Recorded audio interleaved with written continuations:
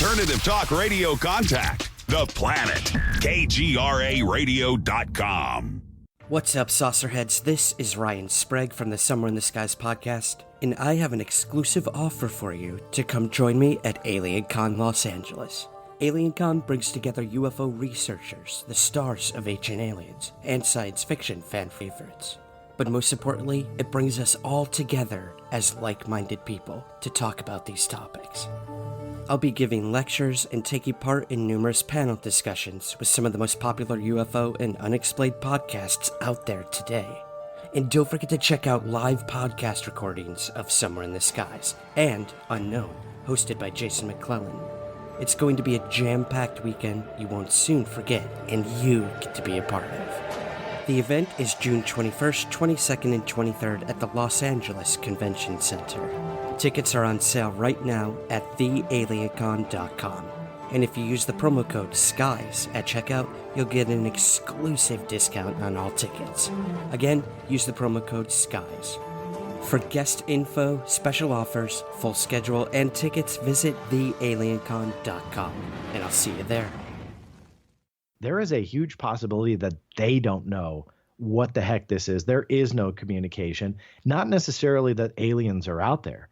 There's this phenomena that they cannot explain. The men and women that are flying the most powerful weapons in the most advanced technology around the globe, they are seeing things that they cannot identify. They report it, and the upper echelon can't identify it. That in itself is a huge threat to national security.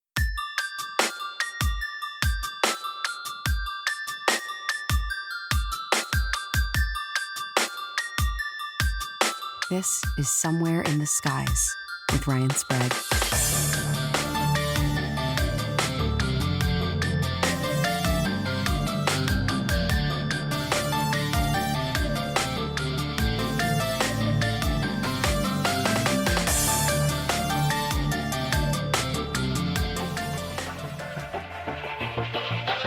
Welcome to Somewhere in the Skies. I'm your host, Ryan Sprague, and today we welcome John Greenewald back to the show. In 1996, Greenwald began researching the secret inner workings of the U.S. government at the age of 15. He targeted such agencies as the CIA, FBI, Pentagon, Air Force, Army, Navy, NSA, DIA, and countless others. He utilized the Freedom of Information Act to gain access to more than 2 million pages of documents. He took those pages, and over the course of more than 2 decades, has built an archive known around the world as the Black Vault. His book, Inside the Black Vault, The Government's UFO Secrets Revealed, takes you on a journey within the secret world of unidentified aerial phenomenon that has plagued the military since at least the 1940s. Declassified records prove that the UFO topic is one of the most highly classified and most elusive subjects the U.S. government has ever dealt with. Today, we look at some of the most poignant documents he's come across, his thoughts on To the Stars Academy, and the developing story of the U.S. Navy's brand new protocol on reporting UFOs. Here's our conversation with John Greenewald. So today we have back on one of my favorite guests, and his new book just came out. It is called Inside the Black Vault, The Government's UFO Secrets Revealed. The author is John Greenewald, and we're going to be talking all about the book today and some recent news about the Navy and UFOs. But before we do that, John, thank you so much for coming on to Somewhere in the Skies again. Hey, Ryan, it's my pleasure, man. It's good to be here again. I was so honored to get my signed copy of your book. I was so giddy. I ran to Times Square in New York and had to get that photo, man. That was very, very cool, by the way. And that remains on the top of my list as one of my favorites. That was very cool. Oh, awesome. It's so funny because, I mean, Times Square is the last place any New Yorker wants to be. You know, it's just like that tourist attraction anywhere else in any other city. So I try to not go there like it's the plague, but I knew that how iconic it was. So I'm like, I got to do this. I got to do this. So that was very cool. My only experience in Times Square really quickly is as I was doing a shoot in New York. I'd never been to New York before, and I got to walk the streets at night, and it was very, very cool. So I'm in Times Square, right? You have to go there if you're of course. And I'm from LA, right? So just to preface this, I'm used to crowds. And so I'm walking around like, wow, this is really crowded. And so somebody's pushing me from behind, right? And pushing like 3, 4, 5 times. So finally I'm like, look, I don't want any problems here. I turn around, kid you not, this lady was probably in her 70s, and she's just like, I'm not walking fast enough for her. And she's just pushing, and I can't. There's somebody in front of me.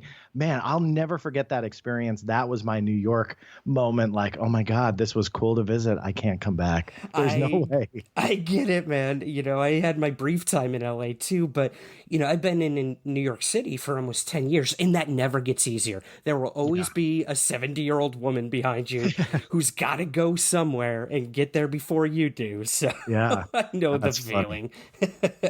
Awesome. Well, we could talk bad about Times Square all day, but I really want to talk about your book, man. So how does it feel to finally have it out? I appreciate that. It feels awesome. It really does. It's obviously, as you know, being an author yourself, it's a labor of love. It's a lot of work. It's a lot more demanding than you might think. It's not like you just whip it up and throw something and cobble something together. So it feels good to finally like hold it in my hands. And what's very neat is that the publishing company, Rowman and Littlefield, has been very, very supportive. They're a huge outfit.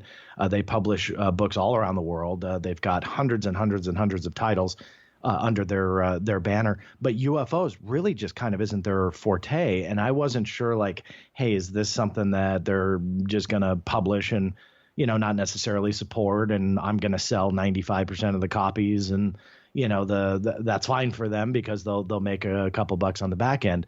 I didn't mean to be such a pessimist, but I wasn't sure. On the contrary, they have been amazing when it comes to the support and the belief in the book. And for a house that big to believe in this is a good feeling. So it was awesome to hold the book, but I was not expecting such an amazing reaction from the publishing company and in turn the public itself. And that resulted in the book coming out a week earlier, which was a great surprise to me. So I frantically had to start signing quite a few hundred copies of the initial load on my end that went out. And I thought I had like 7 more days. And then they said, nope. So I didn't want anybody to be upset that I wasn't doing that. So I, just started working night and day to try and get everything packaged up. But long-winded way of saying it's overwhelming, but it's very, very cool to see and walk into a bookstore and, see your book on the shelf. That was a amazing experience when I did that. So I guess we should sort of start, John, with can you tell us a little about what the book is about and what you kind of set out to do with it? Sure. The book is really a culmination of, as you and I chat and as the book is published, about 22 years of my life. Mm-hmm. I started when I was 15 years old and started using what's called the Freedom of Information Act and started hammering the government for answers. I started with UFOs, branched off into pretty much any government secret you could ever imagine. But UFOs was the number one.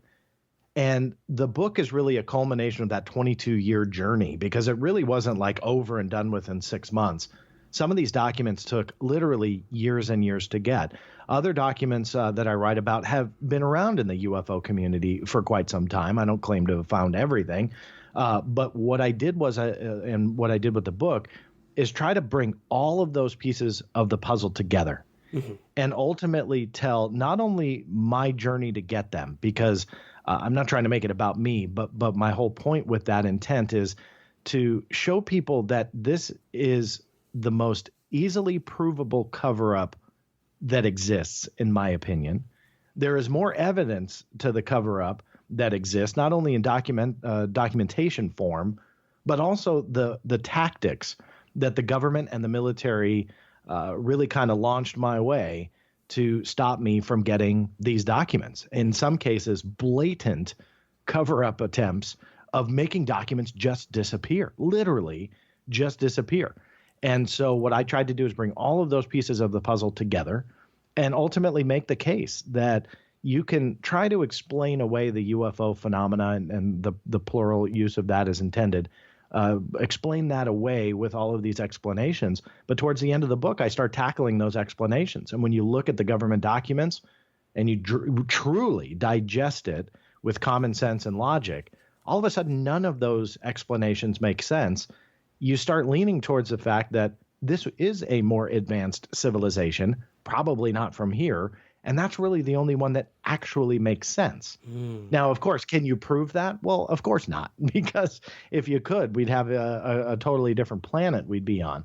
But I would be very safe to say that the evidence there is so overwhelming to support that notion that you really, I think you're in denial if you don't think that that's a possibility. I won't say this is going to make you a believer, because if any author says that, then turn around and don't read the kind of run away, because nobody's got that proof, at least not yet. But what I tried to do was bring verifiable evidence to make that notion a reality, at least the idea of it a reality. Absolutely. And, what you do best is getting these documents. And even in the first chapter, you cover everyone's favorite unsolvable case, that is Roswell. I recently had my brush with that. I still have no more answers than I did, coming in and leaving. But can you tell us a little about when you first received documents on Roswell and what you found? Yeah, I think that anybody who approaches the topic, even those that don't, you walk up to anybody on the street, go to Times Square even, ask them, hey, do you know what Roswell's all about? They'll say yes. And so it's a very common, very pop culture like reference to the UFO field. Now, the reason why I brought it up in the book was it's part of what I call the company line. And I keep revisiting that company line in the book throughout. Because what I define as the company line is the military and the government's explanation for what the UFO phenomena is. And that is the fact that it is not a threat to national security. It is not alien aircraft or spacecraft, I should say. And there's nothing extraterrestrial about it. So we did our due diligence, and that's it. So that company line encompasses an overall denial that the UFO phenomena is real and that it's there and it's worthy of investigation. But the other part of that company line is denouncing the Roswell incident and saying that it was nothing more than a Project Mogul balloon. And they try to explain away the debris as part of that. But in addition, all of those witnesses that have come forward witnessing alien bodies and this and that, they specifically address that too. And they try and explain that away. So what I do is I set up the company line in the beginning of the book that if you listen to the government and you listen to the military, this is what they want you to believe. And Roswell was a natural place to start because the government commonly refers to it and, again, really dismisses the entire project. But that's the surface story. Once you dig in, you realize that they changed their story on Roswell, not once, not twice, not three times, but ultimately they've had 4 versions of the Roswell incident explanation. So what I did was I took the most recent version, which was published in about 1996 with the Roswell report, case closed, and so on, and took every bullet point that they had to try to explain Roswell and completely destroy it. And the only thing that I use is their own documents and proven history. That's it. I mean, there's no whistleblower testimony. There's no, hey, this guy claimed to be at Roswell Army Airfield. Those stories are great, but I don't use any of that. I just use their own documents and show why their explanation just can't be true. Does that prove it's alien? No. Does it prove that there's a cover-up? Absolutely. So from 1947 to here we are in 2019, if we cannot explain with the government's explanation what really happened in Roswell, then how are we supposed to believe that they have all the answers on UFOs? That part doesn't make sense to me. Right. But that's what they want you to believe with the company line. So that's what I did in chapter 1 is just say, hey, look, this is what they want you to believe, and this is why it's bunk, because it just can't historically be accurate.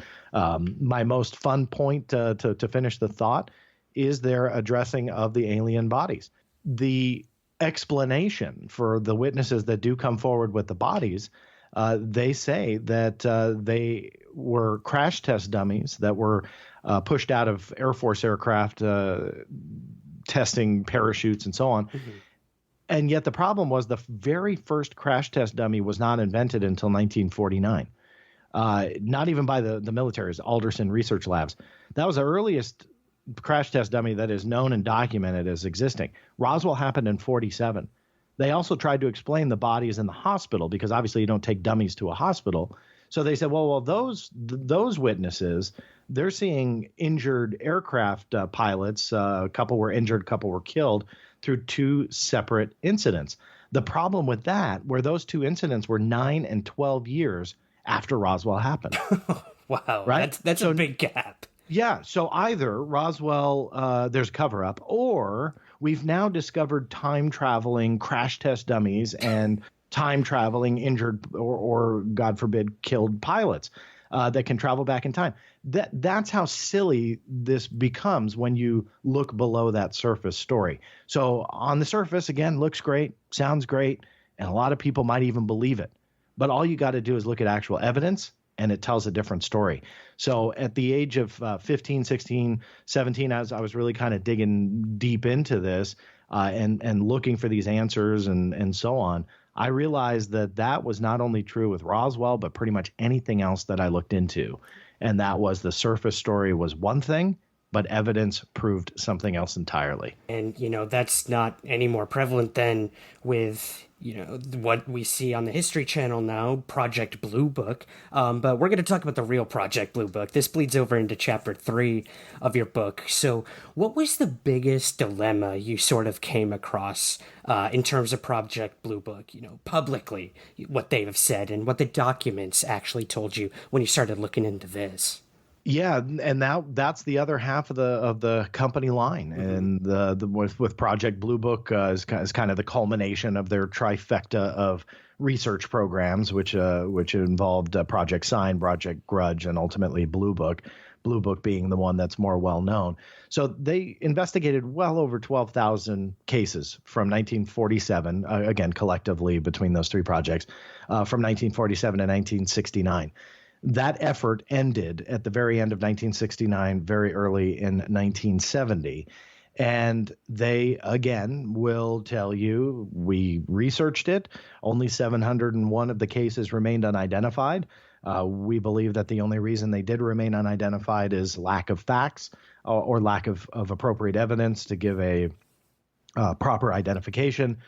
So we're not interested in this anymore, and their kind of final action with all of this is they created a fact sheet, and the fact sheet in most cases is a single page, typed page with all of the facts about Project Blue Book, Sign, and Grudge, and the fact that there's absolutely nothing to the UFO phenomena, and that to me is kind of the overall synopsis of what the company line is all about. And again, surface story sounds great. Okay, they did their due diligence. But when you start looking at the documents, especially with Project Blue Book, and I'll be honest with you, I believe Project Blue Book to be a little bit dry, but there are quite a few gems hidden within the Project Blue Book files. Mm-hmm. And I don't know how much you want to get into some of them, but what I will say as an overall note to this is I liken it to the scientific pursuit of for the cure for cancer, right? And the reason why I do that is when you do a scientific approach on something that is probably there, but you're not sure yet because you haven't been able to prove it yet, you start testing your theories. You start testing, you start investigating, you start researching. You can do 12,000 plus tests on trying to find the cure for cancer. Mm-hmm. If only a select few show promise, if only 701 show promise, if only 200 show promise, 10 doesn't matter. Do you just give up and go, well, it was only a couple, it was only a couple hundred? No, because scientifically, the moment you see evidence that you can get to the end of the tunnel, that there is light there, that you can maybe make that discovery, you don't give up. The UFO phenomena research was supposed to be scientific by the United States military. In my opinion, it doesn't matter if it was 701, 101, or quite possibly even one. As long as you show promise that you cannot explain everything, scientifically, you can't just or shouldn't just give up. And that's what Project Blue Book did. And that leads to a theory that, I'm not trying to take credit for this. There's a lot of people that hold this that, Blue Book was not a scientific inquiry. It was not an investigation, but rather it was an explanation. It was an effort to calm the nerves of the United States public, to tell them, hey, look, you don't care about this topic. We can explain everything. There's no national security risk. So go away and stop asking questions. Because keep in mind, in the beginning days of Sign and Grudge, and even well into Blue Book, up until about 1966, the Freedom of Information Act did not exist. So the public's right to access information was not there.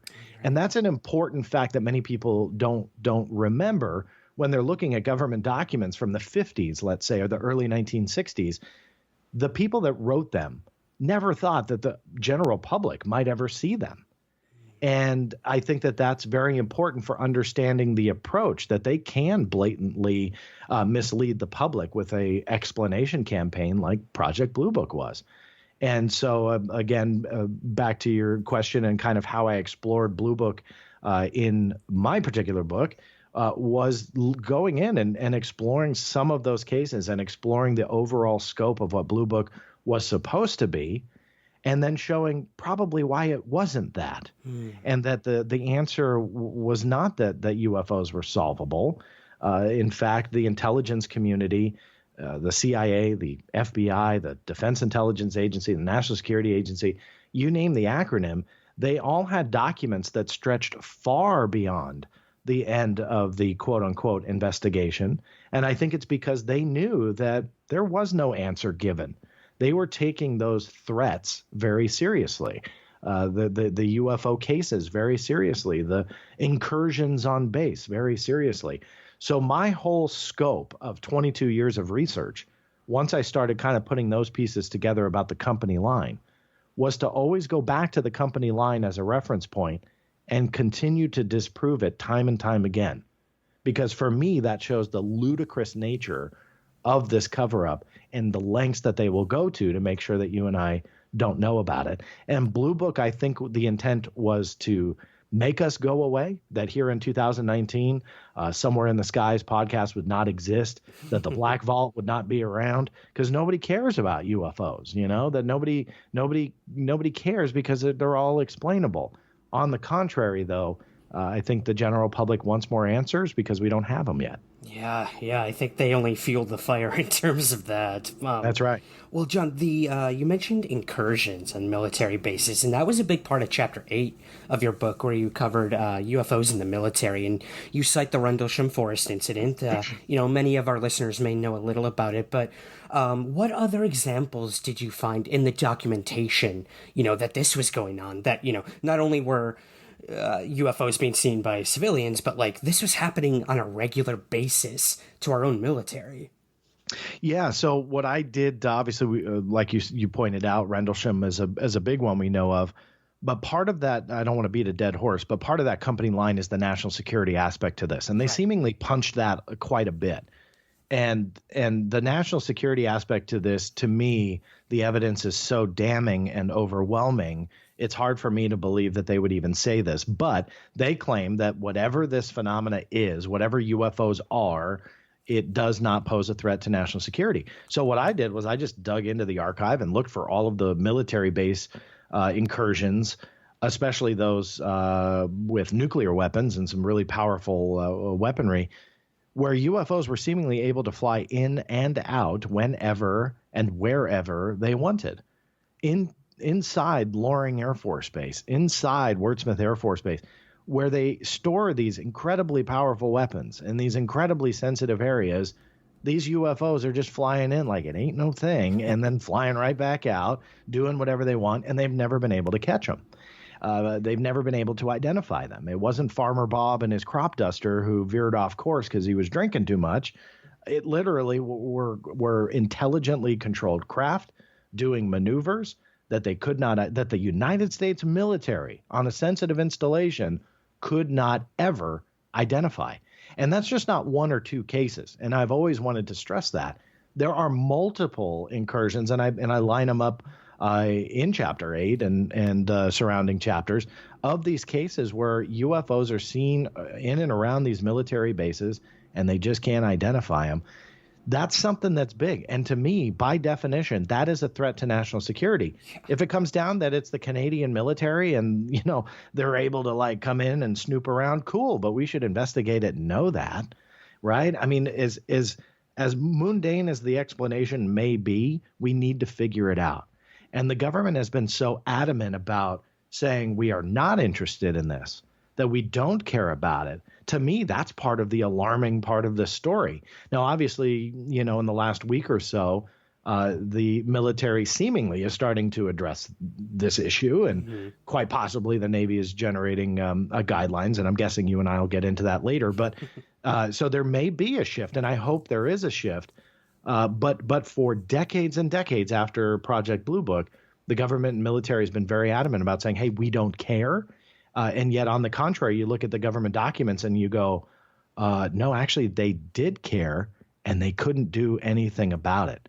And so the existence of those cases and the existence of those documents really puts the nail in the coffin about a cover up on this very topic. The staggering amount of documents you found in terms of that, when put together, it's hard to read, man, because it's like, are you kidding me? Like, how dumb can they think we are that this is not posing some sort of threat? I mean, it continued into chapter 9 too of your book, where you covered one of my favorite topics within ufology, and that is the connection between UFO sightings and nuclear bases. And you were able to find so many of these that it absolutely terrified me. So which one of those really stood out for you most, John? Well, yeah, there are an overwhelming amount of incursions. Some are more well known than others. The one that stood out to me, which was very telling, was when I did a FOIA request to the NRC, or the Nuclear Regulatory Commission, and they kind of oversee our nuclear installations. Now, what is the draw to some of these military bases? Is it the nuclear weapons there? Is it nuclear material at all? So I thought a couple years back, I'd never hit the NRC with a FOIA request, so why not do it? And sure enough, the NRC came back with UFO records, but one stood out, and it was a security officer at what was called Cooper Nuclear Station. It wasn't a military base per se with nuclear weapons, but rather a place with nuclear material. And so I know this is veering a little bit off of your topic, but again, it reinforces this overall scope that whatever UFOs are, they're seemingly attracted to either nuclear weapons or nuclear installations. And so this base security guard had seen a UFO, and the nutshell version is he's watching this UFO. He goes in, he tries to get his fellow security officers to come out and take a look. By the time that they came out and took a look, the UFO was gone. And so they literally laughed at him. And the report goes into detail about how the guy was laughed at, and then they all didn't believe him. They thought he was crazy. They went back inside, and that was it. Now, fast forward to the next day, the next night, the UFOs came back. There were more than one. And so this time the guy goes in, he's not going to get laughed at. He says, come out now. The UFOs are back. And sure enough, that one witness now turned into about a dozen. So they were watching these, UFOs, and Cooper Nuclear Station is in Nebraska, or Brownville to be exact. And so they're watching this thing, and they can never really ultimately explain it. The objects are not supposed to be there. And that was kind of the end of the event. We don't really know what happened after that. Now, the documents were the fact that security guard or the security guards, all of them, never made a report. They never told their superiors, hey, while on duty, we saw these UFOs. They came in. They're in places you're not supposed to be in this nuclear station. So we got to do something about it. On the contrary, it's like that the guy that got laughed at first, and then everyone saw it, and they're like, we can't say anything. Mm-hmm. So let's just keep it to ourselves. And they did, and they never filed a report. Years later, that one initial security guard, it apparently was bugging him, and he made a report to the NRC about his experience, and went into detail about what he saw and what he experienced over the 2 nights. And contrary to what you might think that they wouldn't care, the NRC took the report, made it official, sent it over to present-day Cooper Nuclear Station, gave them a need-to-know basis, meaning that they didn't ultimately classify it, but they kept it in secret. They said only tell people that have a need to know about these security concerns, meaning, be on the lookout for UFOs. Now, that's one that sticks out to me that, again, kind of proves that there's something to nuclear facilities, nuclear weapons. What it is, I don't know. I struggle with it, but that is the reality of kind of what happened. And so that was one document that came out. That encounter had never been documented before. That was a brand new case, a brand new UFO case that had never been out before. So I know I veered a little bit away from the military itself, but it shows that whatever, again, this phenomena is, there is an attraction that goes throughout the decades to military facilities or those military bases that store nuclear weapons. And I think that's it's something that we need to look at. What that means, I'm not sure, but it's definitely something that we would need to look at. The last thing I will say about that report is that it actually came years after the government said that they were interested in UFOs, and then these came out in about 2010. That they took the guy's report seriously in 2010. So my point with that is that this is recent, that people are coming out with stories that they have experienced in their past, and the government is taking it seriously. The security guard, he didn't remember exactly the year, but he reported it to the NRC in 2010. And he didn't make any wild, outlandish claims. I mean, there's really kind of no indication that there was any fabrication or anything like that with the story. Mm-hmm. It just had bugged him for that many years, and he says, I got to do something about this. And that's what he did. He put in the report, and they all made it official. Hey, man, the more people that come forward and do that, the more, I'm willing to believe that there is something to it. And we could hypothesize why there's all these connections to the nuclear bases. But at the end of the day, the amount of reports is enough to be like, something's going on. So exactly. You did mention, John, secrecy, which is another big part later in the book that I definitely wanted to touch on. There's many reasons why the government would handle UFO reports with some level of secrecy. And I get that. I totally understand that. And you give your thoughts on this, too, in the book. So could you maybe run us through some of these reasons why you think there has to be secrecy when it comes to this in the government? Yeah, I think when it comes down to it, there's multiple levels. That's why I use the plural version of phenomenon, where I believe there's multiple facets to the UFO phenomena. I believe that you can tackle the explanations behind secrecy in a couple different ways.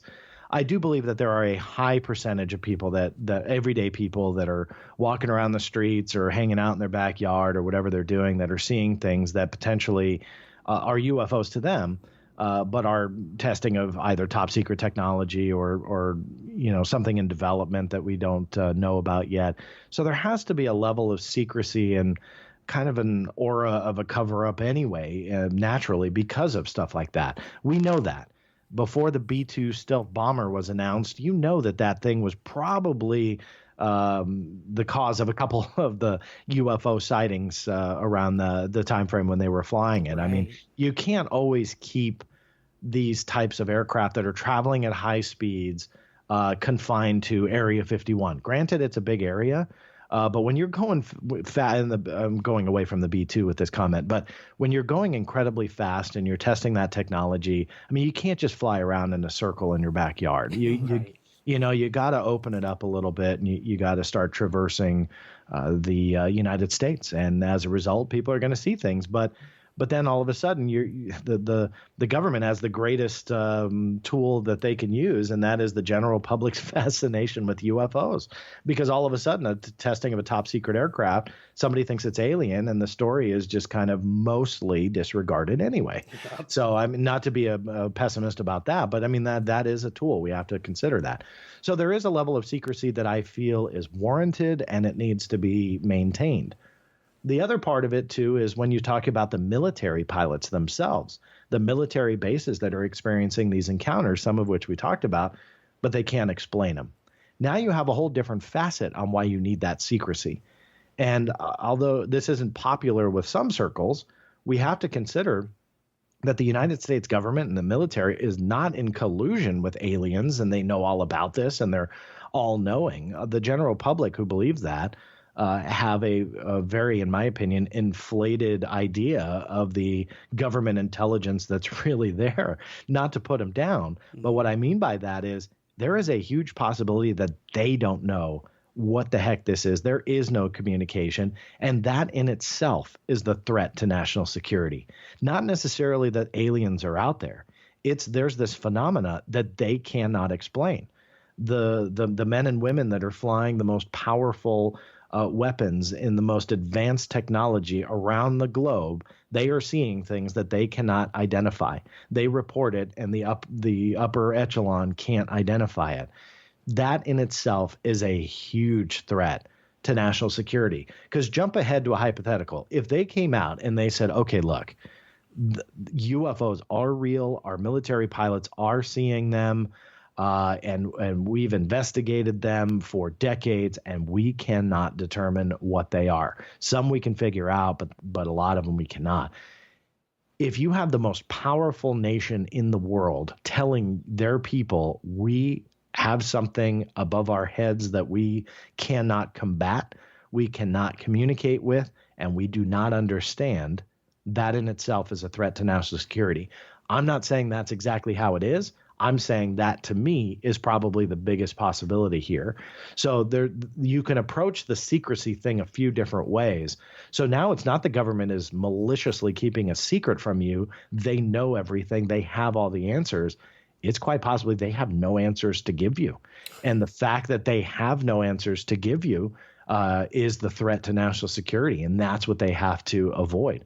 So I wrestle with it. I struggle with it. But there's a few possibilities. That's just to kind of name a few for you. Absolutely. And I struggle with that too every day. You know, one day I'm saying government doesn't know shit. The next day I'm saying, oh, wait, but there's this one case where they admitted this, blah, blah, blah. So yeah, it's so, such a toxic relationship, as it were, in terms of the secrecy and the threat that it could be. We are our greatest enemy, possibly, when it comes to how naive we are of what these things might be or represent. So it's terrifying both ways you look at it, in my opinion. No, it absolutely is terrifying. Yeah. So chapters 13 and 14, John, you really shed some light on the lengths in which the government sometimes will go when it comes to the secrecy in pertaining to releasing these documents. So could you tell us a little bit about Service and what this entailed? This is one of the best stories that I've come across that you've told out there. So would you mind sharing that with our audience? Of course, yeah. So throughout the years, there have been reporting procedures for UFOs through Project Blue Book. They had various Air Force manuals. Even after Blue Book closed, JANAP 146, or a Joint Army Navy Air Force publication, was one that outlined how to report UFOs. Now, I was always intrigued by this. It was rescinded and off the books, but remained for quite a long time after Project Blue Book closed. But the type of reports within JANAP 146, so if you were a Navy pilot or an Air Force pilot or a Canadian pilot, because this actually applied to the Canadian forces as well, if you saw a UFO, they were called Service reports, CIRVIS. And that acronym stands for Communication Instructions for Reporting Vital Intelligence Sightings. Yes, it gets very confusing with acronyms. So if anybody is scratching their heads, don't worry. I do this all the time, and I scratch my head every day. So it's very tough to sometimes read some of these documents that have 800 acronyms on it. But that being said, Service reports I knew were the key to this. But JANAP 146, I believe, was off the books at the time. When I started tackling this was probably in the late 90s. And I just wanted to kind of give some groundwork for a discovery that came later on. But that's what Service was all about. And I started kind of sifting through, trying to find where these documents were. The thing that always bothered me about this, even though it was interesting, was that it applied to Canadian troops as well, as I already mentioned. So I was looking for the U.S. cover-up, nothing against my friends in the North, but it was something that I wanted to focus in. It was it was an ability for the military to say, well, yeah, JANAP 146 was around, but it was mostly for the Canadian guys. We didn't care, and we didn't report anything and this and that. I'm always looking for ways to circumvent comments like that or reactions or explanations like that, either by the military or the skeptics who love to attack people like me that come out with actual evidence. And so they short circuit and they go, well, let's just make something up and try and make John look bad. So what I try and do is think ahead and look at every possible scenario. So that was what bothered me about JANAP 146. So it was purely by accident that I couldn't believe it was this long ago, but in the year 2000, Google really wasn't a thing yet. It was Alta Vista was the, not to age myself, but the Alta Vista was the search engine of the day. And even then you search UFOs and, you come up with hundreds of thousands. Now it's like 8 or 10 million, if not more. I forget what the exact number is now. But anyway, I was searching for surveys thinking, well, maybe someone's written something about it. And there was a couple references to JANAP 146, nothing of relevance, or nothing new, I should say. I mean, it was all just JANAP 146 references, which I'd already kind of sifted through. And the last link, I still have the printout of it. I don't know why. I printed it out on I think it was a Bubble Jet printer way back in the day. And but I still have it. And the last result was a reference to an af.mil address, which is an Air Force server, referencing an Air Force instruction 10-206. And I thought, what the heck is that? That's Air Force. Why is it coming up with surveys? I clicked on the link. It was broken. So it didn't work. So I had to go through the FOIA to get it. After a couple months, I got it and realized that Chapter 5 of this Air Force manual was all about UFOs. And it was all about reporting these unidentified flying objects. Do you enjoy true stories of the supernatural from the people who experienced it? Well, then you might like my show, Jim Harold's Campfire. Hi, I'm Jim, and we've been doing this show since 2009. And we talk about ghosts, cryptid creatures, UFOs, head scratchers, you name it. And you tune in and you might hear a story like this one. And as he was driving home, he encountered a shadow person who seemed to be dressed like a monk. I know that sounds very strange, but it was a solid black form, and it was wearing a hooded cloak tied at the waist with the cloak up, and it had glowing red eyes. He sees this thing coming out of a really teeny abandoned cemetery. If you haven't tuned in, I hope you'll check us out. You can find us on Apple Podcasts, Spotify, and wherever podcasts are heard. It's Jim Harold's Campfire, and you can find it at jimharold.com. Thanks so much, and stay spooky. Now, what's important about this? Well, it's the year 2000 when I first figured this out. Remember, that same agency, the United States Air Force, said in 1969, we just don't care anymore. They closed their investigation in January of 70. So from 1970 to 2000, they've never had an interest. Yet here's a manual that outlines exactly how to report them. And I watched the progression of it. I had written about it and lectured about it. I had produced a couple of History Channel shows at this time. It was in 2 shows that I recall.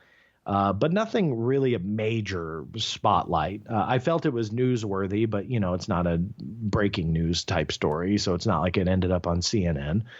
And fast forward to about, I believe, 2008 or so. And Lee Spiegel from the Huffington Post had contacted me. I've been friends with Lee for many, many years. I have a lot of respect for him. He does his homework. And he says, hey, John, I want to do a story on the Black Vault.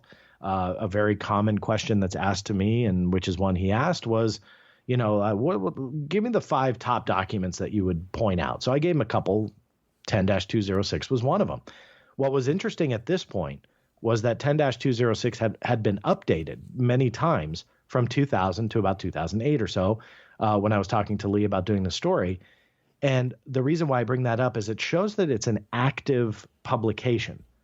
Because sometimes with the military, I know this comes as a shock, but sometimes they're just not thorough, and they'll leave things on the books that aren't relevant, and they don't officially rescind them or cancel them or take them off the books until they, it's brought to their attention or they remember or whatever. And with 10-206, it was updated quite a few times. So that showed that it was active. And Chapter 5 with surveys and UFOs, and it specifically said UFOs. There was no change of the acronym, no UAPs, no nothing. It was unidentified flying objects, black and white. That always remained. So also by this time, I showed Lee that he could download it. Anybody could download it from the Air Force's website, which is what I had him do. And he downloads it. And even though it's not like he doubted me, but when you download it from the military directly, it gives it a whole new aura of legitimacy. Right. Again, even though there were no doubts, it's like the military just put this on their server and sent it to my computer. That's fairly interesting. So a couple days later, he did what any good investigative journalist would do, and I point this out every time I tell the story. Even though we were friends, and even though he had my side and I wasn't lying, he turned around and called the Pentagon, and that's I'm glad, because they should respond to this. So he had to leave a message, but he was looking for a response to 10-206, and wanted to see what their reaction was. And days go by, and a couple days go by, and nothing. So it was late on a Friday night. I remember this because I was visiting my sister here in Southern California. She lives about 2 hours away from me, and I was driving back that night, which is why I kind of vividly remember the story. And he calls me, and I'm out there, not in front of a computer. He says, "John, you're not going to believe this." Now, it's late for me on the West Coast. And he's on the East Coast. That means it's really late for him, so this must be important. And he says, "John, you're not going to believe this. Air Force Manual 10-206, which at this point, I know this is confusing because I said Air Force instruction earlier. The instruction turned into a manual as the years went on. It's the same thing. I know it's strange with verbiage, but in the interest of accuracy, that's why I'm using a different term now. So he says, Air Force Manual 10-206. I said, "Yeah." He says, "It's gone." I said, "What are you talking about?" And he says, "Well, Chapter 5, it's gone. It's missing." He says it's rewritten and now has something to do with hurricanes. I said, okay, well, I just thought to myself, with no offense to Lee, that he clicked on the wrong link. He went, right. And again, that's kind of why I brought up the manual versus instruction and the change. It is really confusing. So I thought, well, maybe he just stumbled on the wrong number or the wrong instruction or, whatever. So I said, "Lee, I'll be home in a couple hours." I said, "Let me get to a computer and I'll we'll sort this out." And I didn't really think much of it. I got home and sure enough, they rewrote the entire manual. Chapter 5 was omitted, completely gone, rewritten to something to do with hurricanes. It was Air Force Manual 10-206, and the publication date for this version was approximately 48 hours after Lee Spiegel's phone call. Oh, come on. So what are the odds? What? Yeah, about 48 hours. What are the odds that they would, just by coincidence, change it? Well, that's their explanation. They called Lee back the next week, apparently said, "Oh, yeah, that was just an old manual. We went ahead and changed it." Mm-hmm. And so what I did was I'll make it quick to finish the story, but I filed a FOIA request for all documents relating to the change. Because again, you can learn some really cool tricks with using the FOIA. Mm-hmm. So what I went after what are called change logs. So anytime a manual or a guideline or instruction or whatever is changed, those changes are documented in a change log. So I went after the change log, but also any notes pertaining to it. I got them back, and it was like riddled with, spelling and grammatical errors. Now, I am not a grammar Nazi. But the reason why I point those things out is the speed and the hastiness of making that change. Right. I think what happened is they went, Huffington Post is going to profile this. Let's cover it up, Yeah. And so they did. And hastily they went in and removed the chapter. And so, now what I tried to do is trace the lineage. From when I discovered it in 2000 through 2008, through the change, showed all of the multiple revisions. I have all the change logs.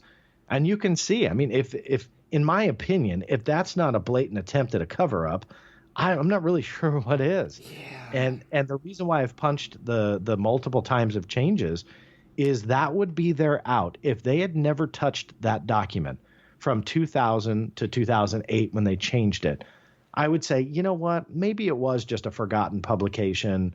Who knows when it really started and UFOs just kind of remained, but they didn't care. No, it remained updated and frequently changed up until UFOs were going to be profiled, and then poof, it's gone. So to me, that was an amazing, not to be long-winded, so sorry about that. No, but not at all. it was just a very cool story to kind of show the lengths that they will go to. And to me, that's beyond blatant. I mean, you can't get any more cut and dry than that. No, it speaks volumes with what, their actions spoke volumes when it comes to this. They thought they were being sneaky and no one would ever notice, but there's not people they don't think there's people out there like you or even Lee Spiegel looking into this stuff. So, yeah, it's so glaring. It's almost ridiculous, but I love that story. I had to have you tell it on No my problem. show. I remember hearing it one night. I was walking home from work and I circled my block like 10 times just because I was so enthralled. I'm like, oh my God, wait, what? So thank you for sharing. No, it's no problem. Are you trying to say I'm long-winded though, that you can circle the block 10 times? Not, dude. I know I'm long-winded. No, I love it. I love hearing about this stuff because, documents can be so dry and statistics and all this stuff. But no, you do a good job of making it very accessible to us because it goes over a lot of people's heads. And that's what they want.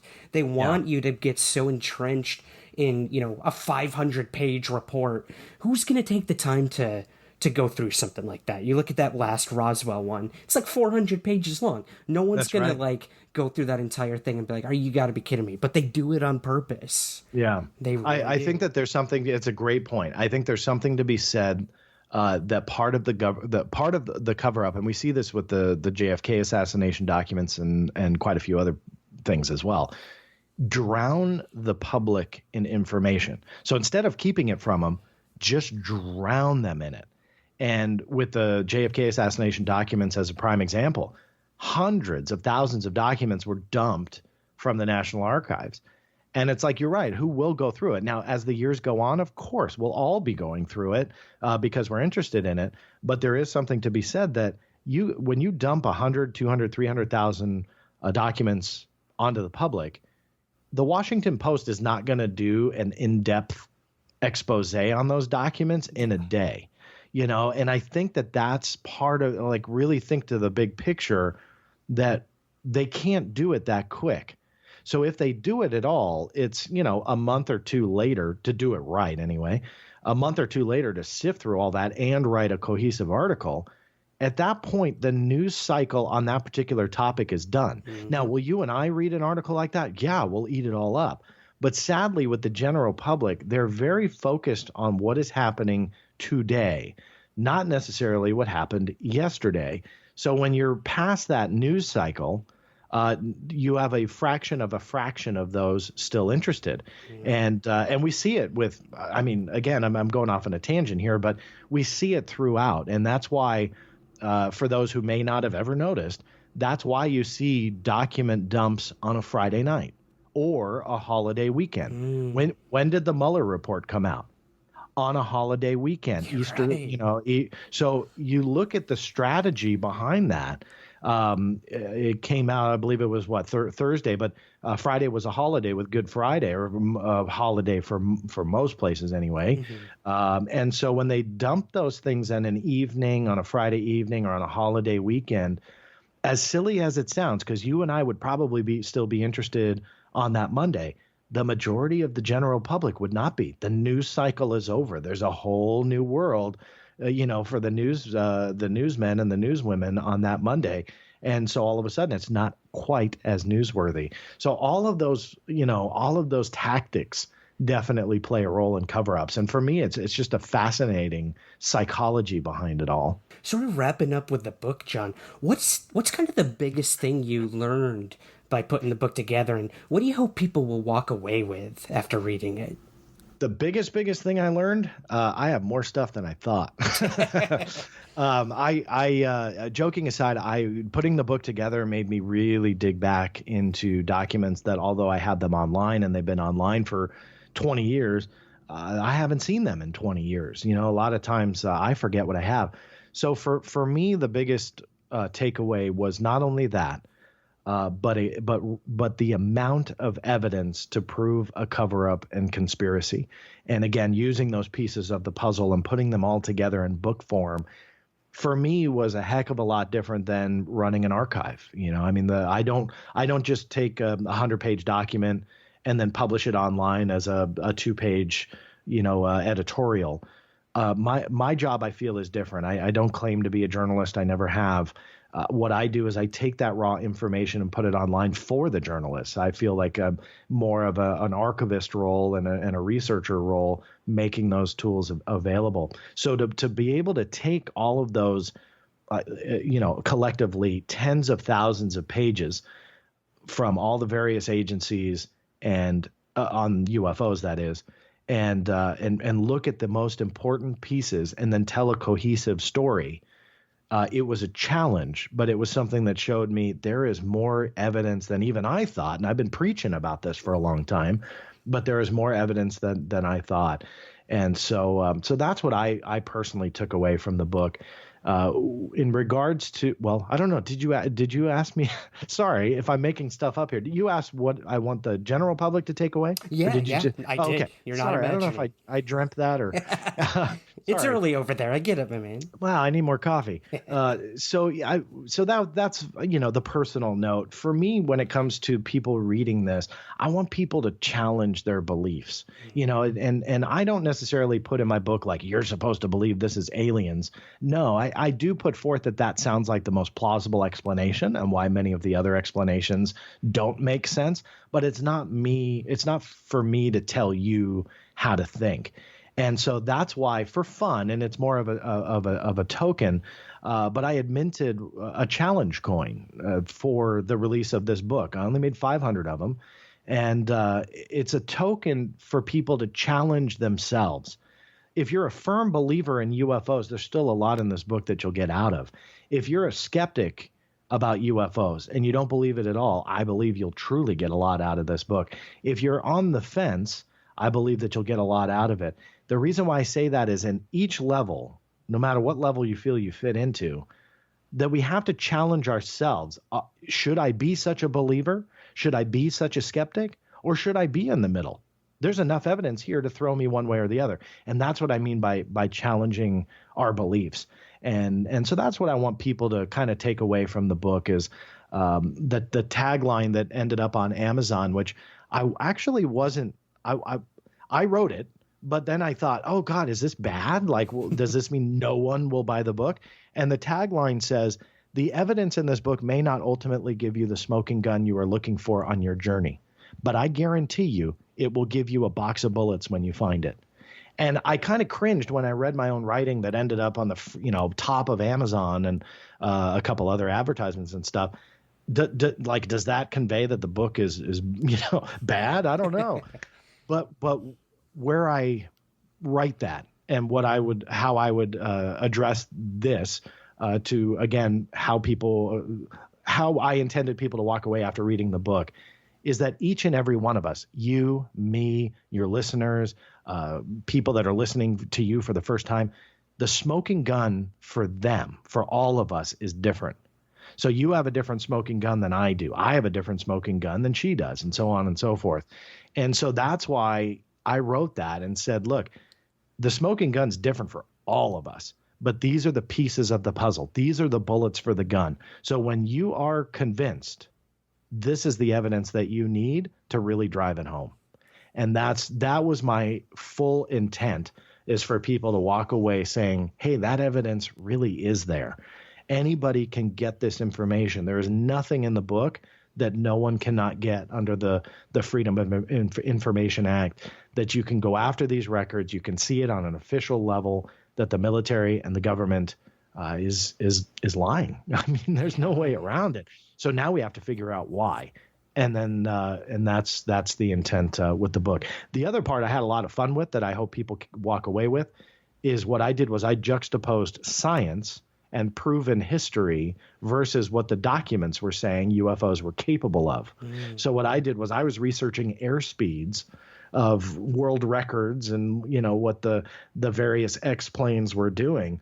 These UFOs on more than one occasion, quite a few actually, were exhibiting technology that was 10, 15, 20 plus years ahead of where humans were. Your alternative talk radio contact, The Planet, KGRAradio.com. And so when you look at that, and again, this isn't some guy saying, I think it was going about 10,000 miles an hour. It has nothing to do with that. What I relied on was proven documentation on radar data and stuff that was easily provable, not someone's opinion.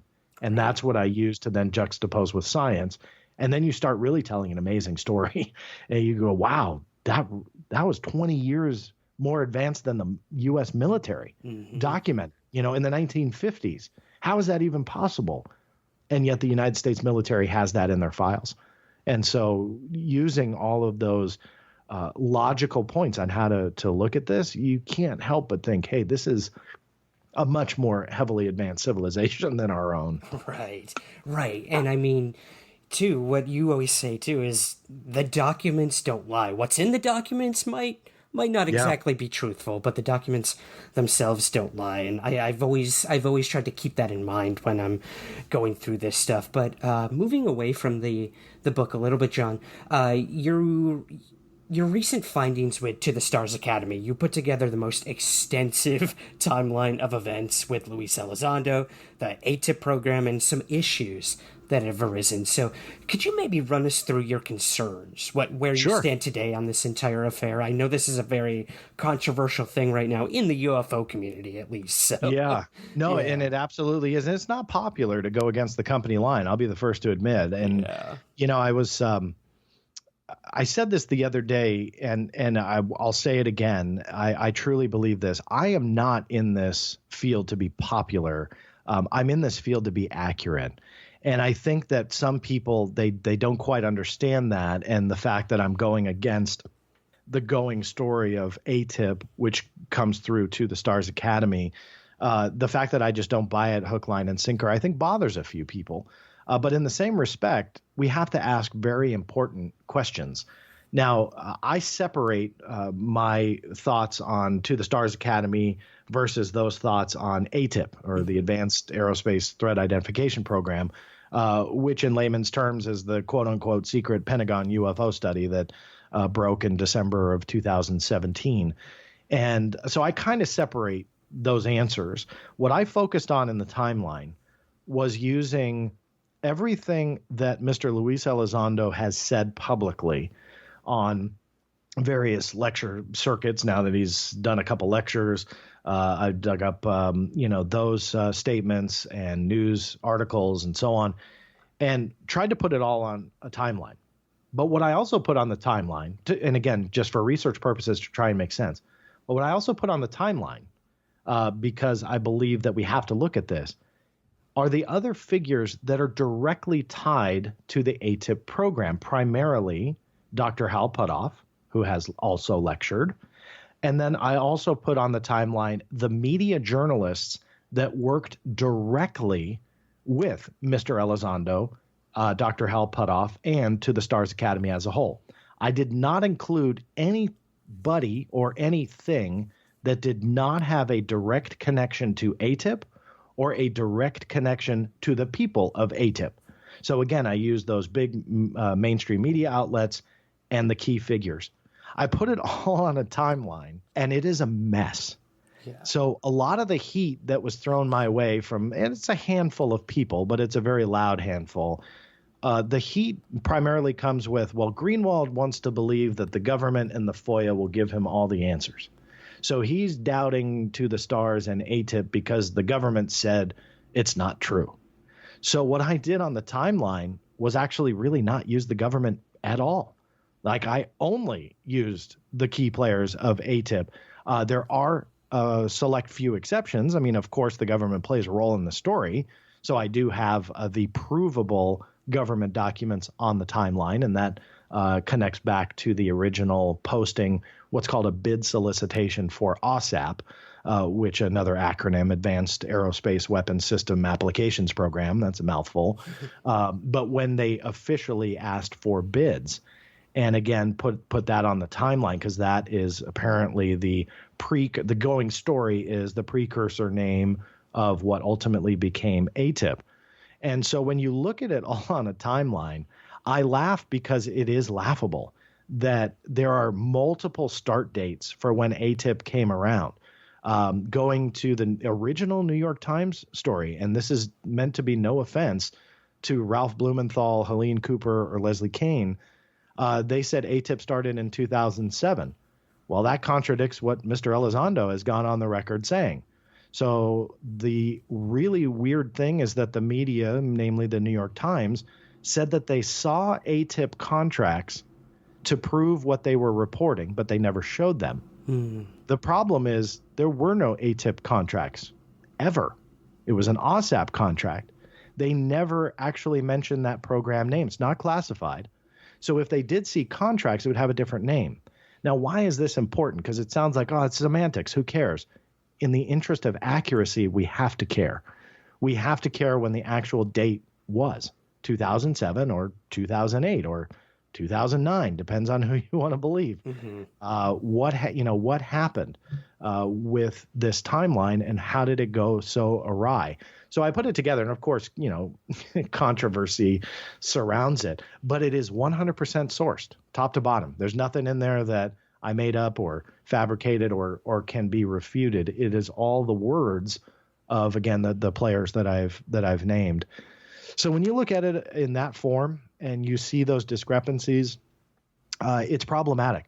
To some, it may be really tedious. To some, it's even boring. And I agree with you on all fronts. But sadly, in the interest of accuracy, in my opinion, this topic is just too important to blindly believe somebody who's giving out false information. You can't have it both ways. Dr. Putoff directly contradicts Mr. Luis Elizondo. And they work together. Yeah. That's a huge issue. And again, and it's not like somebody misspeaking or something like that. When you look at how because I left all that out. I tried to be incredibly fair, that if it seemed like maybe, because I do it too. I probably did it in this program. The human brain is not capable of being perfect. Yeah. I don't claim to be. You don't claim to be. I don't think anybody should. So I left out what I felt were, explainable, maybe a hiccup, maybe just a brain spasm. Who knows? But I left those out. What I did were the hardcore facts that were being conveyed to the general public, which includes you and me, and giving quote unquote answers and behind the scenes look, and yet nothing coincides. So for me, that we have to look at it. Could there be easy explanations for all of it? I've always been open to that. I've never said otherwise. And the attackers love to just say that I'm set in stone here. No. And in fact, I made an open letter to the Stars Academy about a year ago. I forget the exact date, but inviting them. It was after I kind of had some of these red flags and was speaking publicly.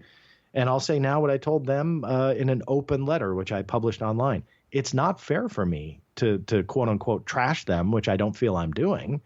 But it's no fair for me to say all this without their side of the story. And they refused to talk to me. Yeah. More than 4 months, I was kind of given the runaround by their PR agent. No complaints, seemed very, very sweet through email. But that was it. After 4 months, they're like, nope, we can't do, Mr. Luis Elizondo is not doing any more interviews. We cannot secure an interview. And I respected that because I thought, well, maybe he just ran its course. He doesn't want to do anymore. I respect that. And like the next week, he was on some podcast. Yeah. And it's like, well, wait a minute. I thought you said he's not doing anything. I see. You just don't want to address these points. And nothing on the timeline what I would consider classified either. So he loves to hide behind that. And I don't mean that disrespectfully, but he admits it. He says, I'm under security oaths and this and that, so I can't tell you. And I support that. I have no problem with that. But sadly, I think he's hiding behind that a little too much. I think there's some things that people have asked him that are very important questions that he goes, well, security, I can't tell you. Yeah. Security oaths and all that. I don't buy it. And the other person I did put on the timeline, by the way, was Senator Harry Reid. So obviously he was the the architect, arguably, with two other senators, both of which have passed away, sadly. So we only have his word to rely on. So I put him on the timeline as well, and that really screws things up. Here, let me say this about Senator Reid, with no disrespect intended towards him, but I do find it kind of laughable that, when all of a sudden do politicians start spewing gospel, and some of these naysayers towards me being skeptical about this or asking questions are like the first to just jump and go, well, a senator said it, so it has to be true. Right. Well, no, not really, man. If you look at PolitiFact, I think Reid has a 45% lying rate or something on what they researched. So why all of a sudden is that our golden boy of honesty? He could be being 100% truthful here. I have no idea. And he is a very interesting role in all of this because it is a former majority leader. And he's talking about that this was a UFO program. The problem is, and I'd love to have somebody ask him this, nobody has. I would if I had the opportunity. Somebody should ask him, what do you think about the government denying what you're talking about? Right? I mean, because they have. I'm not saying that they're being truthful. They could be lying. We just spent well over an hour talking about government lies about UFOs. So I'm totally open to their lying. Right? And the people that attack me on Twitter and again, select handful, but noisy enough to be annoying, they never acknowledge the fact that I'm totally open to this being a UFO program. What I want to know is, how is Mr. Elizondo, quote unquote, approved to talk about it, which is what he has said. And then all of a sudden he starts talking about it. They go, no, it's not a UFO program. Yeah. Well, okay. Well, wait a minute. What happened? I thought you were approved to talk about it. And so there's a lot of unanswered questions there. If they change their mind, we should know about that. But Mr. Elizondo doesn't quite address it. I'd love to see Senator Reid do the same, because he's saying unidentified objects and, stuff like that. So pretty much alluding to this was a quote unquote UFO research program. So that's great. The next follow-up question is, why is the United States government going 100% against what you say? Mm-hmm. That's it. It's a simple, straightforward question. There's nothing classified about that. So I hope one day either I have the opportunity to ask him, or somebody, a journalist or somebody who gets lucky and sees him in a hotel lobby or something, says, and be respectful if anybody does come across him. I don't think it should be combative, but that is a very important question. One thing which I don't know if you even want to go down this route, but I inadvertently kind of reinforced the idea that it is quite possible that Bigelow Aerospace and ultimately Bass, which won the contract, may have been kind of chosen before the bid solicitation went up. I'm not making that claim, but Senator Reid has addressed that allegation publicly about it being what they call a sweetheart deal. I have never pushed that line, although as an investigator, I have to look at all angles. And I have put that on where Bigelow was a big donor to Senator Reid. Right. And so, you connect the lines. Reid starts pushing for this program, gets the funding. In the process of making this timeline, I spoke directly with the Defense Intelligence Agency. At this point, this is not refuted by anyone, but they said Bigelow Aerospace was the single, sole, and only bidder. Not a single corporation ever tried to get the OSAP contract at all, ever. Now, in today's world, even back in 2008 when it was published, in this cutthroat environment, you would think that there would be a ton of people, some that weren't even qualified, that would try and get a multi-million-dollar contract, right? I mean, that's just when you put a job posting, you don't get one reply. People want the job, even people that aren't qualified. So you get inundated by resumes and stuff like that. So it was a huge red flag for me. And the other thing that has been reported, and this again is not a slight at any journalist out there, but it has been reported that BASS was created specifically for the OSAP/ATIP contract. That sounds great until I went to the Nevada Secretary of State and I found out that BASS was actually registered in January of 2008. OSAP was never publicly known until August of 2008.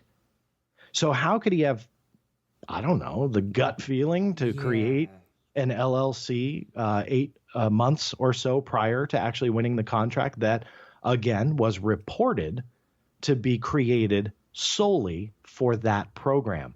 That does not make sense. So is the reporting wrong? Quite possibly. Not trying to take a slight at any journalist, but it's possible that they are mistaken. Was there foreknowledge? Well, if you look at the New York Magazine interview, this is not on the timeline, but just to throw it out there for your listeners, read Senator Harry Reid's interview with the New York Magazine. I think it was New York Magazine. And he talked about a conversation with Mr. Bigelow directly about a year or so before they even pushed for funding for what led to ATIP.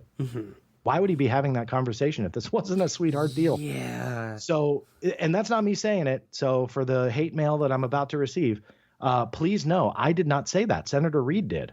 So look in the New York Magazine article and pull that up, that he was having conversations prior to it coming to fruition.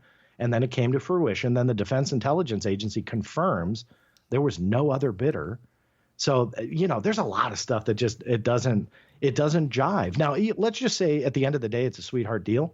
I'm not making the claim, but as an investigator, I haven't ruled it out. Let's just say at the end of the day, it is.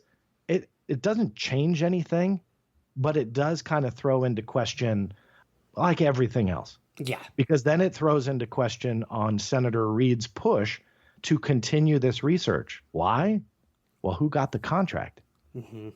So if that research continues and they fund it more, most likely that contract would go back to Bigelow Aerospace. Yep, exactly. Yeah. In the great state of Nevada.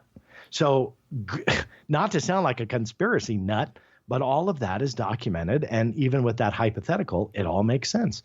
So, sometimes, again, it's not about being popular. It's about being accurate. And with research, with investigation, you got to look at all possibilities and start ruling them out as the evidence comes in. I go back to that cure for cancer, right? You approach it in multiple different ways, figure out what works, figure out what doesn't, and focus on what's left. And that's what we have to do with UFOs. A certain percentage of people out there, those fans, very devoted. TTSA to the Stars has very devoted fans in some cases. They want to fall to their knees and go, this is disclosure. Mr. Elizondo speaking gospel. The problem is that you have to ignore a lot. And that's the intent, going back to the timeline. You have to ignore an awful lot in order to believe Mr. Elizondo. You can actually remove this. This is, I wish I had the know-how to do this technologically, to kind of like click a button and have certain sources disappear. But anyway, in this timeline, which is all kind of static, if you just look at Mr. Elizondo's own statements and don't use anything else, don't use Senator Reid, don't use Dr. Putoff, don't use the government, don't use anything. He contradicts himself. So if he can't get the story right, how are we supposed to believe that he has the story accurate? Like if he can't even give the same date, which there are multiple date discrepancies, why are we supposed to believe everything else? I just don't understand it. So there's no accusations with that long-winded way of addressing what you asked me to. I'm not making those accusations, but for me as a field, as a whole, we need to address them. Absolutely. And if they have easy answers, cool. I'm really okay with that. I rather that, to be honest with you, so we can move on. But until then, hey, research is research, and documents are documents. I mean, the documents and the statements by those that I put on the timeline, they all speak for themselves, literally.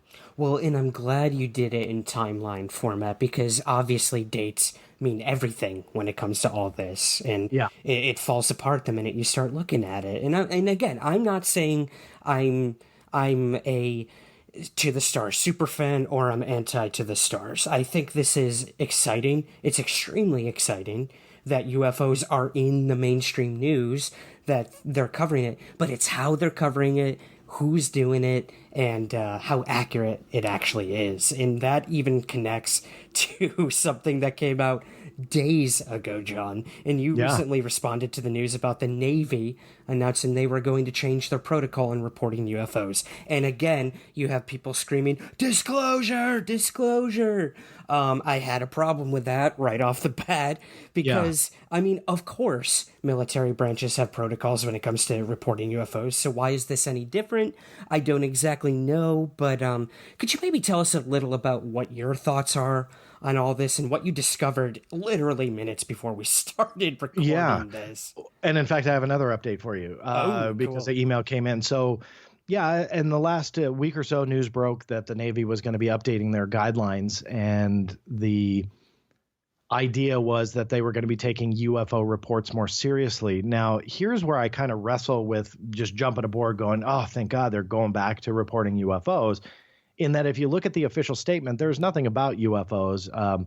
They call it unidentified aircraft, which is, fine. Again, I'm not trying to be playing semantics with everything, but it is important because the media is very known to make flashy headlines out of things that aren't necessarily accurate.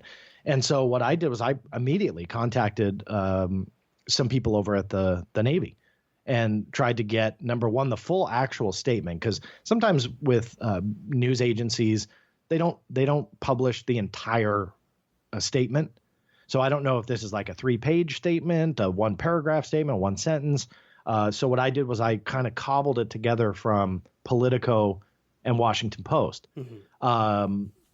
And I was happy to see that it actually was the whole statement, because 2 days after the story broke on the 26th, I received confirmation from the Navy of the statement, but something stuck out in the email. They said it was updated. So I thought, well, that's weird. It looks the same. Took me a couple minutes. I went line for line, word for word. There was only one single line that was changed, and that was what had been reported days prior as a draft, that they were drafting these new what they called guidelines, what the media called guidelines. Mm-hmm. That was changed. That line that read, a new message to the fleet that will detail the steps for reporting it is in draft.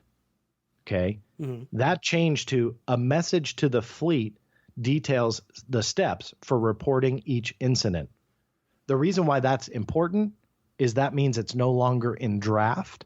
It's no longer an idea or a concept. It appears to be implemented. It's happening. Wow. It's happening. Okay. Now, what's happening? Here's the update that as we were recording, I got an answer to the message of trying to get what went out to the fleet. Okay. This was at with my contact in DC with the Navy. On my website, I do have the actual email. As a courtesy, I did blur their information. However, it is credited to somebody from the Deputy Chief of Naval Operations for Information Warfare. Okay. So his name is Joseph Gradisher. Since they wanted me to credit him, I blurred the other information of the personnel that I talked to. Okay. Just in case anybody's wondering like why I'm hiding something, it's a courtesy. I don't publish those types of contacts that are irrelevant to the story just because I don't want them to get inundated with. They're just doing their job. Yeah, exactly. So, but they did want the credit to Joseph Gradisher. But that being said, they will not release the message. They said, we are unable to share the message with you due to the operational and aircraft specific nature of these guidelines. Security considerations preclude their disclosure. And they signed the message. So that's the update that came in, let me see, just minutes ago. So I really wanted to try and get that. Now there are other avenues for me to get that, which I have already done. So obviously now we're getting into Freedom of Information Act territory, which is going to take time since public affairs contacts and stuff like that will not release it, at least not yet. Mm-hmm. As you and I are chatting right now. They have not released it and obviously denied me directly. But from what I can tell, as you and I are talking, depending upon when people are actually listening is a little different story. But as we're talking, nobody has reported that it's out of draft. And I've searched all the headlines. Everything is in reference to a draft. And that is important because there are military protocols, regulations, manuals, instructions, you name it, that will remain a draft for quite some time. And I'll be honest with you, I was fearing that without saying it publicly, but I did fear that this thing would just stay in draft mode for 5 years. And then what happens? News cycle's over, interest level goes down. Nobody cares anymore. So it just kind of dies on the vine.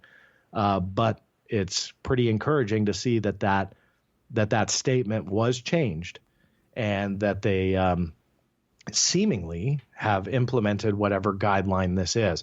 Yeah. So still a lot to the story here. There's still a lot to unfold, but at least we know part of it has unfolded even more since the original reporting by Politico. Right, from Politico. And I got to ask you, John, in your personal opinion, I mean, Tom DeLonge of To the Stars did take credit for this. Do you think that they had anything to do with this? I mean, it hasn't been publicly announced that To the Stars did, but if they did, for me, it's kind of a capital IF. If they did, then kudos to them. I will be the first to say thank you. I have given them publicly, and I'll say it again, kudos for bringing the ATIP story out, no matter what it is. I think it's just a cool thing to know about. So I've always given them kudos for that. And if they did play a role in this, great. I struggle with just believing that on the surface anyway, because as we're recording this, even Politico, unless I misread something, didn't say this is all thanks to the Stars Academy. Yeah. They were saying that this is due to an increasing number of incidents. Now, is that because To the Stars Academy brought that to their attention? I'll be honest with you. I would doubt that for any private level public sector corporation taking credit for bringing something to a military intelligence's of the forefront of their knowledge.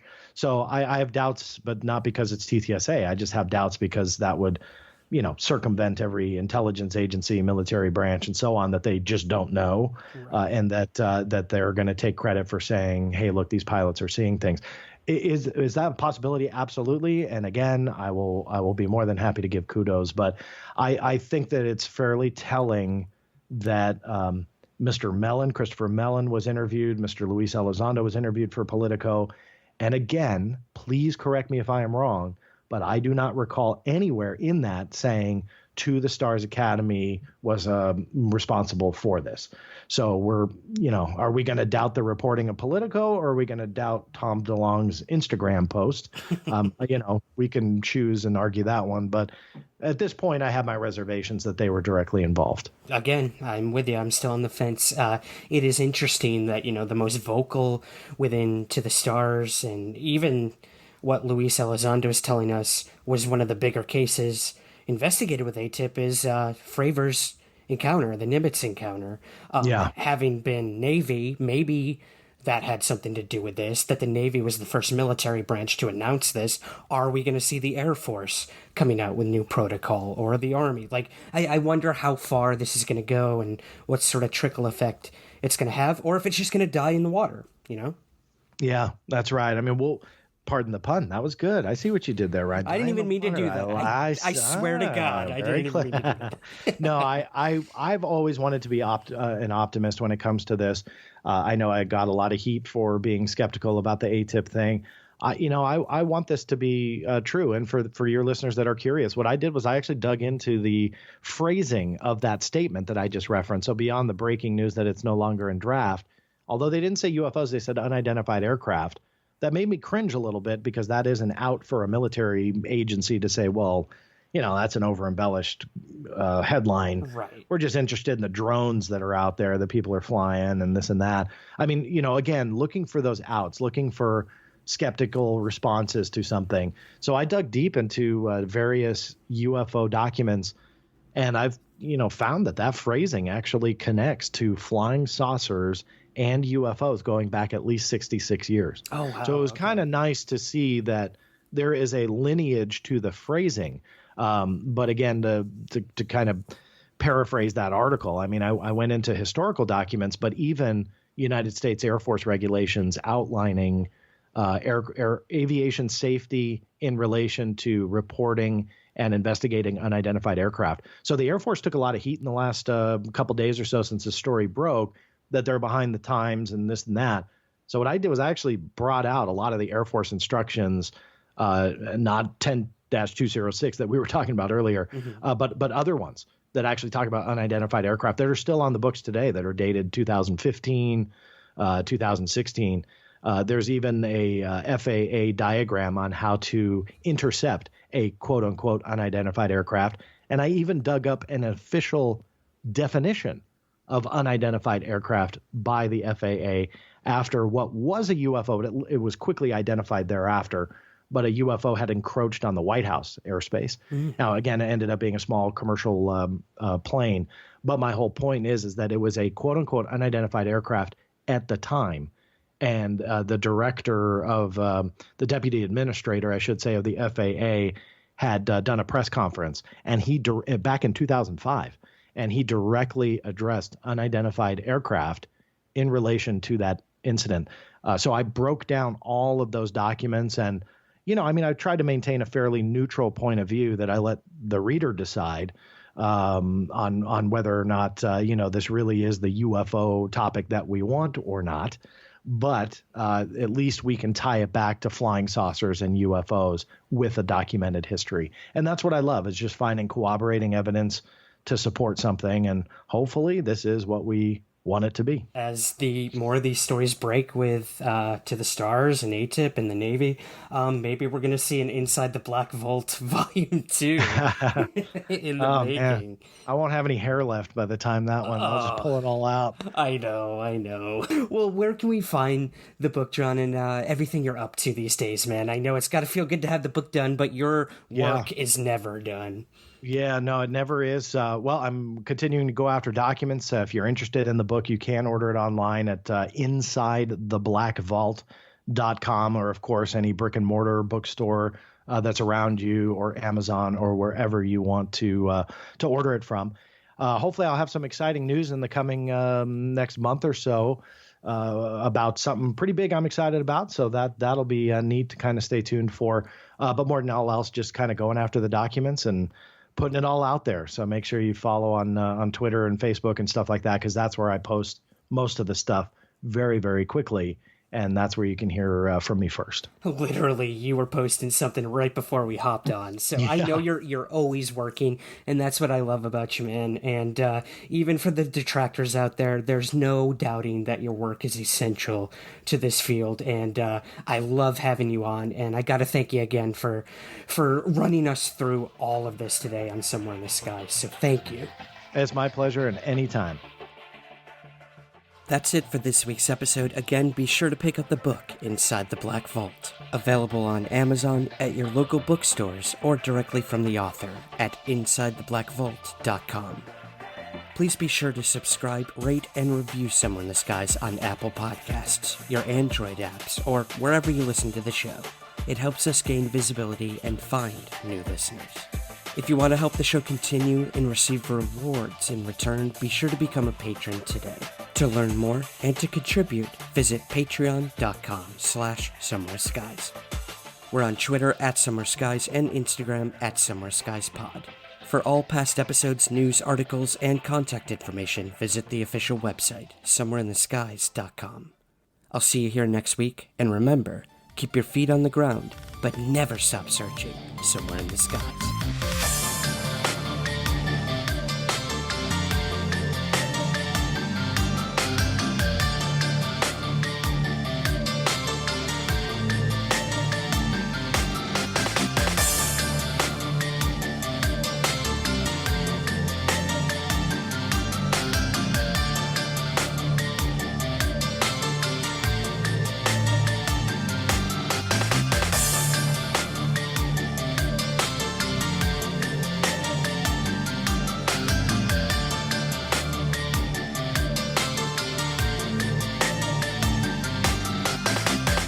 Somewhere in the Skies is produced by Third Kind Productions in association with the Entertainment One Podcast Network. To learn more, visit entertainmentonepodcast.com.